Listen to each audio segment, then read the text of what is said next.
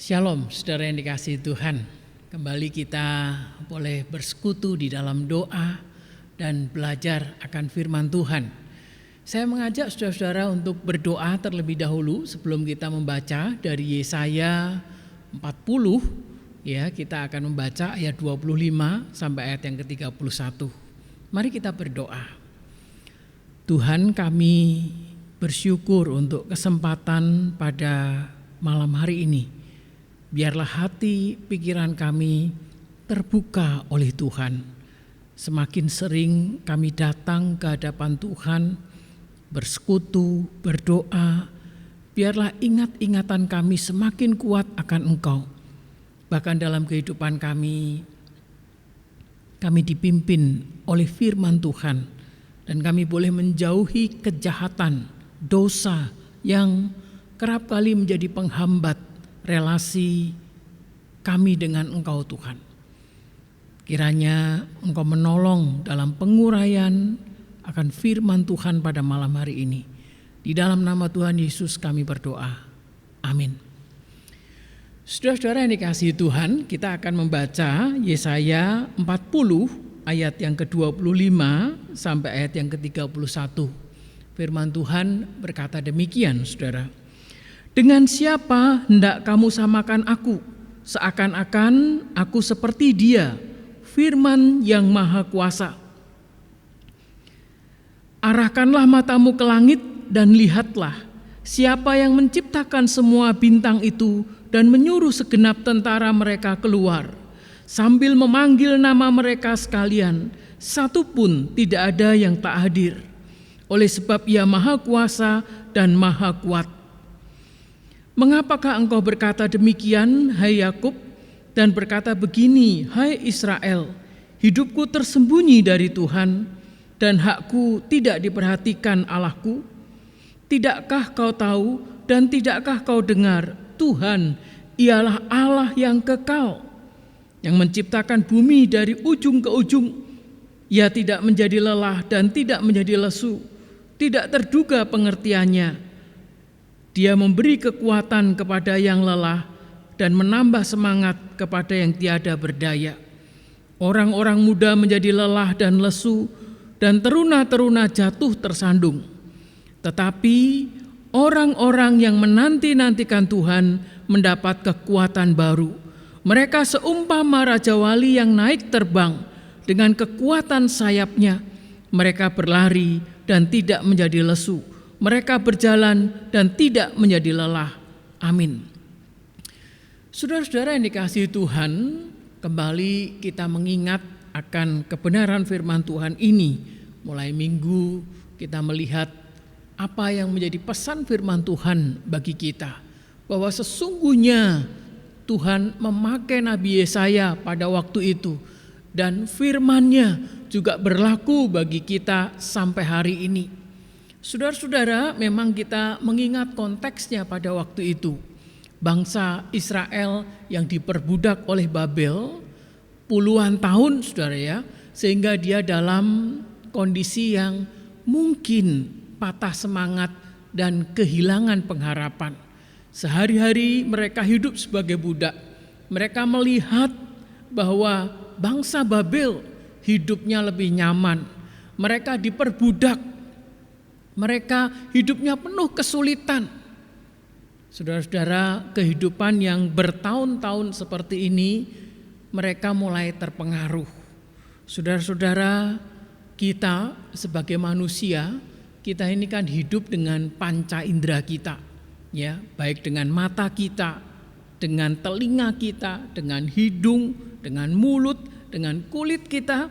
Saudara, kita kerap kali mau tidak mau dipengaruhi oleh panca indera kita. Ya, kalau orang-orang yang hidupnya menderita, kemudian sehari-hari mereka hidup melihat bangsa Babel lebih baik, maka mulailah bangsa Israel meragukan, apakah Tuhan itu ada? Saudara-saudara, inilah kenyataan kehidupan. Yang kalau kita hanya berfokus pada hal-hal jasmania, bahkan kalau kita hanya berfokus pada panca indera kita, ya, Kita sering kali mencari kepuasan untuk panca indera kita, padahal kita tahu mulut kita tidak akan kenyang untuk makan, ya. Walaupun hari ini kita makan kenyang, kemudian kita lapar lagi, mencari makanan lagi. Mata kita juga tidak puas untuk melihat. Sudah melihat-lihat, jalan-jalan ke satu tempat, pengen lihat lagi ke tempat lain. Sudah keliling ke seluruh dunia, pengen keluar angkasa. Mata ini tidak akan ada puasnya. Saudara-saudara yang dikasihi Tuhan, panca indera kita, kalau dalam kehidupan ini kita fokus pada panca indera saja, dan kita lupa bahwa sesungguhnya manusia bukan hanya hidup secara fisik, tetapi ada secara rohani. Panca indera rohani kita kerap kali kita abaikan. Saudara-saudara yang dikasihi Tuhan, itu sebabnya tidak heran kalau kemudian bangsa Israel yang hidup di tengah perbudakan, mereka dengan kehidupan sehari-hari melihat orang-orang Babel lebih baik, menyembah dewa mereka, berpesta pora, makan kenyang, keinginan ini itu terpuaskan. Mereka bangsa Israel sebaliknya hidup sebagai budak dalam tekanan-tekanan kehidupan ini, membuat mereka seakan-akan bertanya, Tuhan, apakah masih ada Allah Yahweh yang dulu disembah oleh nenek moyang, apakah masih ada? Namun ketika dalam kondisi yang seperti ini, kemudian Yesaya diutus oleh Tuhan. Yesaya memberitakan, dengan siapakah hendak kamu samakan aku, seakan-akan aku seperti dia. Saudara-saudara, ini peringatan, ini kebenaran firman Tuhan kepada bangsa Israel. Ingat bahwa Tuhan yang perkasa itu dengan begitu mudah bisa mengalahkan bangsa yang hari ini memperbudak kamu. Lalu dengan bahasa yang puitis, Yesaya mengingatkan, saudara ya, arahkanlah matamu ke langit. Saudara-saudara, sekalipun ini bahasa puitis, tetapi ini ada kebenaran yang mendasar. Ketika Bapak Ibu dalam kesulitan pergumulan, saudara, kita bisa mengikuti kalimat ini, arahkanlah matamu ke langit. Saudara, pandang langit dan berharaplah kepada Tuhan. Saudara-saudara, ketika kita melihat langit, melihat bintang ciptaan, saudara, kita bisa memahami bahwa betapa besarnya Tuhan, betapa dahsyatnya Tuhan. Dan Yesaya mengingatkan, lihat langit, ada bintang-bintang, dan semuanya itu diatur oleh Tuhan. Yesaya ingin menegaskan, ingat Tuhan itu perkasa. Tuhan tidak akan melupakan engkau. Namun dalam pergumulan hidup, mungkin bangsa Israel berkata, bagaimana dengan keadaan kami yang sudah berpuluh-puluh tahun dalam perbudakan, kesulitan. Kembali kalau kita mengingat teguran pada awal di dalam ayat yang pertama, kedua, saudara ya, ketika Yesaya berkata, hiburkanlah, hiburkanlah. Kemudian di sini dikatakan bahwa kesalahannya telah diampuni. Kalau boleh kembali kepada masa yang lalu, mengapa bangsa Israel diperbudak? Karena dia melakukan pelanggaran, melakukan kesalahan, mengingkari Tuhan. Karena itu Tuhan menghukum bangsa Israel. Saudara-saudara yang dikasihi Tuhan, bangsa Israel yang jatuh dalam dosa dan meninggalkan Tuhan, maka Tuhan menghukum. Namun Tuhan tidak untuk seterusnya dia menghukum. Di dalam kembali penderitaannya, teriakannya minta tolong, Tuhan mendengar. Tuhan tidak pernah melupakan.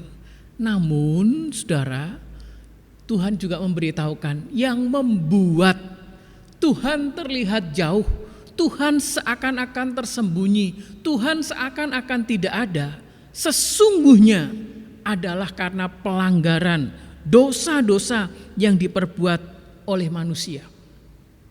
Mari kita coba melihat atau kita membandingkan di dalam Yesaya pasal yang ke-59, Yesaya 59 ayat 1 dan kedua, ya. Yesaya memberikan penjelasan demikian, sesungguhnya tangan Tuhan tidak kurang panjang untuk menyelamatkan dan pendengarannya tidak kurang tajam untuk mendengar. Tetapi yang merupakan pemisah antara kamu dan Allahmu ialah segala kejahatanmu, dan yang membuat dia menyembunyikan diri terhadap kamu sehingga ia tidak mendengar ialah segala dosamu. Jadi saudara yang dikasihi Tuhan, mengapa seolah-olah Tuhan tidak memperhatikan Israel dalam perbudakan? Semata-mata bukan karena Tuhan itu tidak hadir. Memang pada masa itu adalah masa penghukuman karena kesalahan yang sebelumnya harus ditanggung oleh bangsa Israel. Namun ketika orang-orang yang dalam penderitaan, dalam pembuangan itu berteriak minta tolong, Tuhan pasti mendengar. Saudara-saudara yang dikasihi Tuhan, kita bisa belajar pada bagian ini. Mungkin kita saat ini dalam penderitaan, mungkin kita dalam kondisi yang sulit, saudara. Ya, entah karena itu kesalahan kita, entah karena kondisi bangsa dan negara kita atau keluarga kita sehingga kita hidup di dalam penderitaan, saudara ya. Atau mungkin bukan karena dosa kita, karena dosa orang lain lalu kita menanggungnya. Misalnya begini, saudara ya, mungkin kita orang yang tertib, buang sampah itu tertib, menggunakan air tertib gitu, saudara ya. Tetapi kalau lingkungan kita, orang sekampung kita itu buang sampah sembarangan ya, kemudian jadi selokannya macet lalu banjir. Walaupun kita ini tidak berdosa, tidak salah, hidupnya sudah benar, tapi dalam lingkungan yang berdosa kita ikut menderita banjir. Karena itu saudara, yang pertama-tama kita mengoreksi diri kita, hidup kita benar enggak? Lalu sudahkah kita mengajak lingkungan kita untuk hidup dengan benar? Sudahkah kita sebagai orang yang mengenal Tuhan, kita sudah menjadi garam dan terang, juga mengedukasi orang-orang di sekitar kita.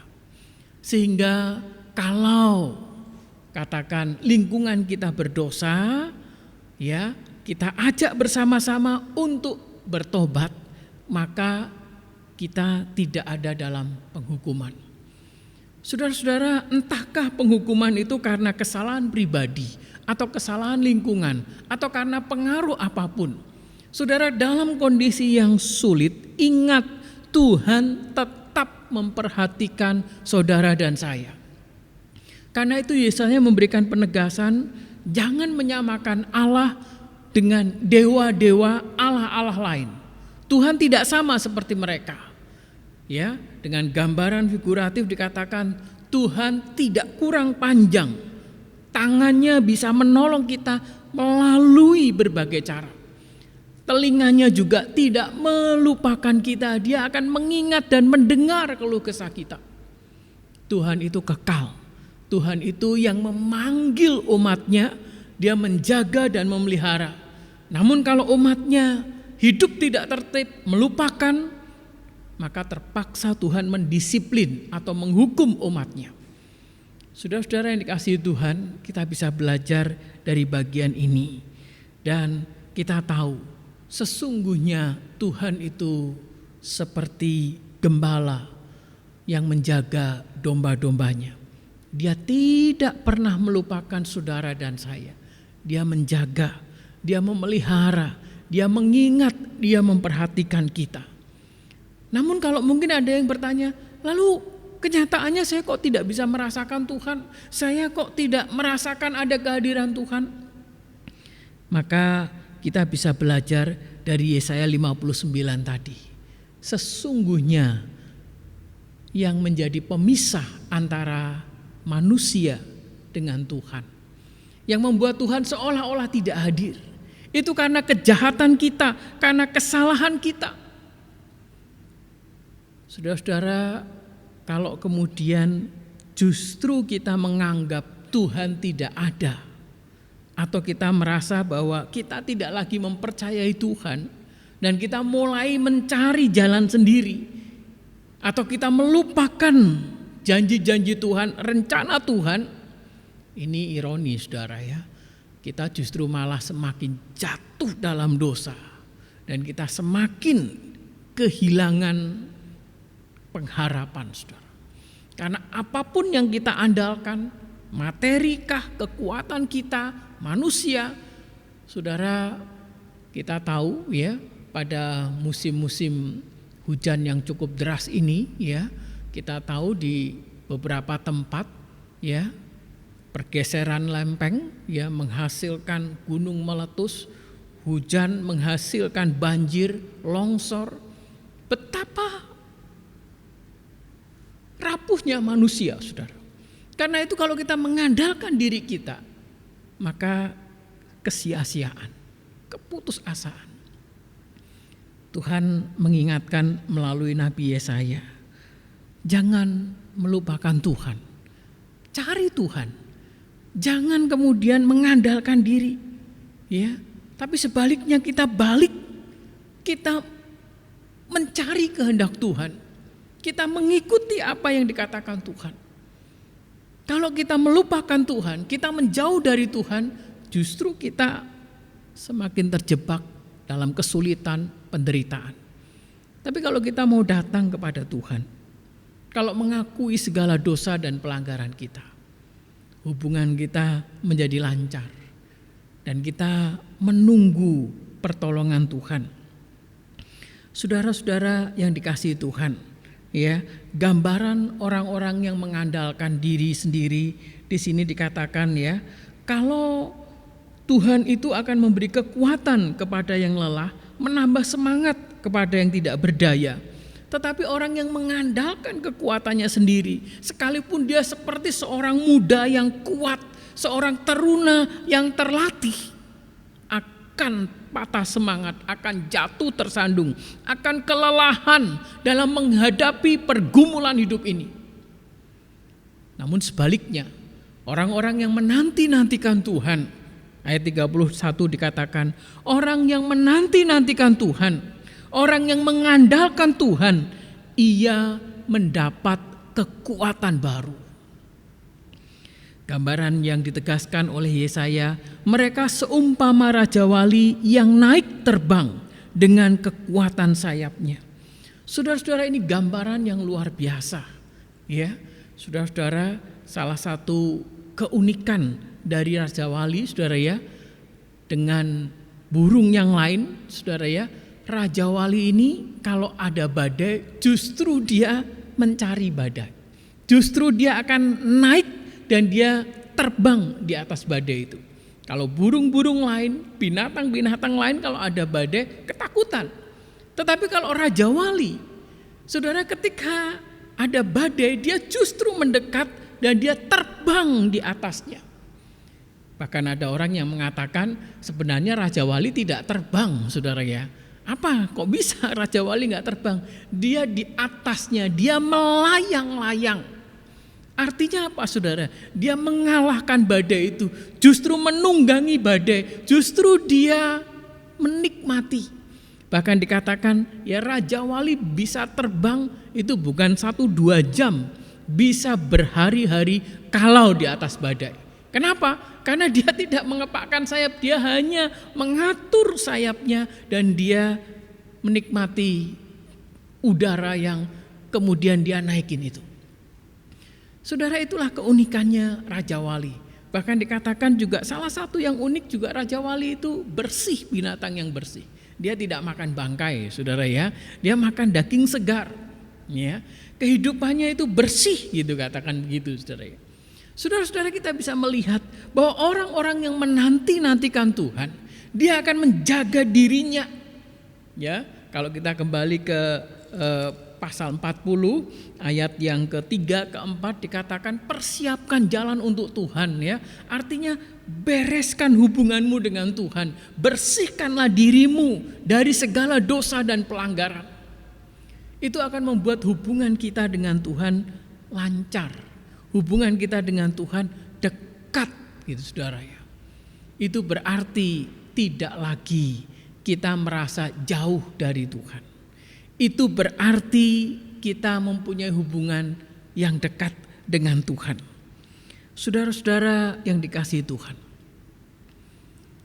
janganlah kita mengandalkan sekedar kehidupan duniawi ini, panca indera kita.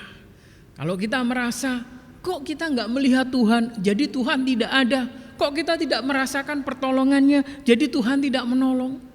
Kalau itu yang terjadi, mari kita mengarahkan ke indera rohani kita. Mari kita buka mata rohani kita, mata iman kita.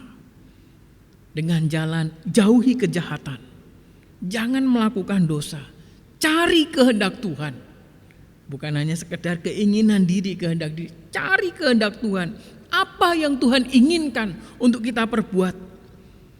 Sekalipun saudara hidup di tengah-tengah dunia yang tidak mengenal Tuhan, bahkan mungkin melupakan Tuhan, tapi saudara ingat dan pandanglah kepada Tuhan. Saudara, kalau kita terpengaruh dengan lingkungan kita, kemudian kita gagal melihat Tuhan, saudara-saudara, kita bisa kembali belajar apa yang dialami oleh Musa. Ya, dia hidup, ya, dibesarkan di Mesir, kemudian ketika dia dipanggil oleh Tuhan memimpin bangsa Israel, dia sudah melihat, merasakan kehidupan Mesir, orang-orang yang kuat, orang-orang yang pasukan yang kuat gitu saudara ya. Ketika dikatakan pimpin bangsa Israel hadap Firaun, karena dia melihat kekuatan Mesir, takut saudara, seperti tidak punya daya. Tetapi Tuhan memanggil dan memakai Musa. Bukankah itu juga terjadi kepada Petrus saudara? Ketika dia menjadi murid Tuhan, ya, Tuhan mengadakan mujizat-mujizat, mungkin dia berkata, wah luar biasa. Tapi ketika Tuhan Yesus ditangkap, dianiaya, ya, kalau dia melihat sekitarnya, waduh pasukan Romawi ini kuat ini, waduh ini para pasukan Bait Allah ini juga sudah bersekongkol, gawat nih kondisinya. Itu menyebabkan Petrus kemudian ketakutan dan menyangkal. Padahal dia tahu Yesus bisa membangkitkan Lazarus. Yesus bisa memberi makan orang yang kelaparan. Tetapi karena ketakutannya, karena dia melihat sekelilingnya, dia dalam ketakutan. Karena itu saudara yang dikasihi Tuhan, kalau hari ini saudara melihat sekeliling, melihat fenomena-fenomena dan mulai muncul ketakutan, saudara mari kita berdiam diri di hadapan Tuhan, menatap ke langit dan melihat bintang-bintang itu.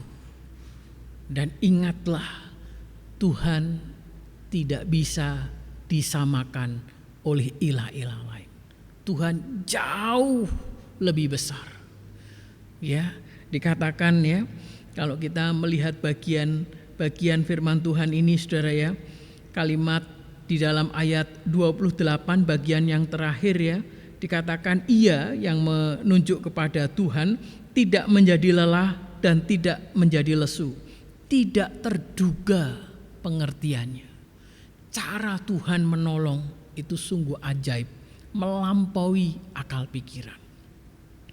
Minggu kemarin saya ingatkan bahwa bagaimana bangsa Israel melepaskan, bangsa Israel dibebaskan dari Babel, ya, bukan dengan memberikan superhero, tidak, tapi justru memakai Raja Kores, bangsa Persia itu membebaskan. Saudara, ini hal yang tidak terduga. Bukankah itu yang dilakukan Tuhan dalam kehidupan anak-anaknya?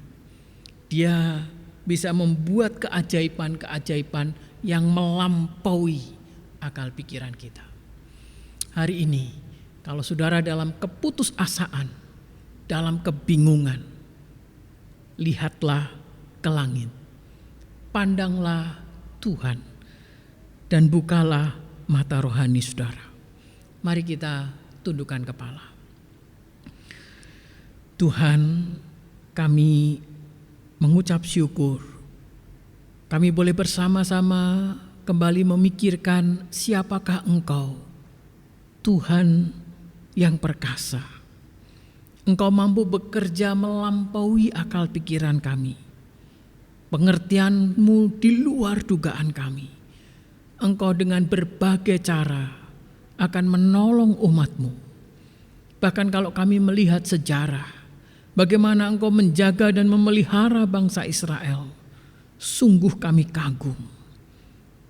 Karena itu kami tidak ragu, Engkau mampu menolong kami dalam setiap kesulitan dan pergumulan kami.